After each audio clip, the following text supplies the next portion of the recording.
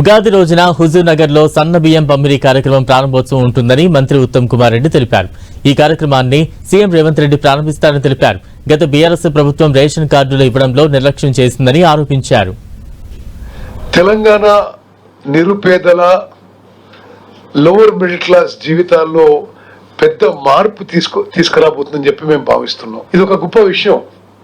29 రాష్ట్రాల్లో ఎక్కడ కూడా ఇటువంటి ఆహార భద్రతకి సంబంధించిన ఇటువంటి విప్లవాత్మక మార్పు ఒక ముందడుగు ఎక్కడ వేయలేదని చెప్పి నేను మనవి చేస్తున్నాను. సో ఉగాది రోజున హుజూర్ నగర్ లో ముఖ్యమంత్రి రేవంత్ రెడ్డి గారు ఈ సన్న బియ్యం పథకం ప్రారంభిస్తారు. ఇది టోటలీ ఫ్రీ ఆఫ్ కాస్ట్ అనే విషయం కూడా నేను మనవి చేస్తున్నాను.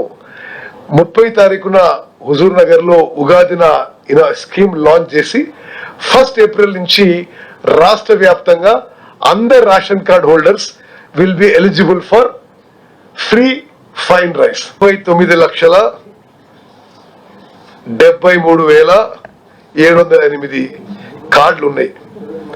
సరే, ఆ తర్వాత 10 ఏళ్ల పాటు కొన్ని కార్డ్స్ డిలీట్ అయినాయి, కొన్ని కార్డ్స్ యాడ్ అయినాయి.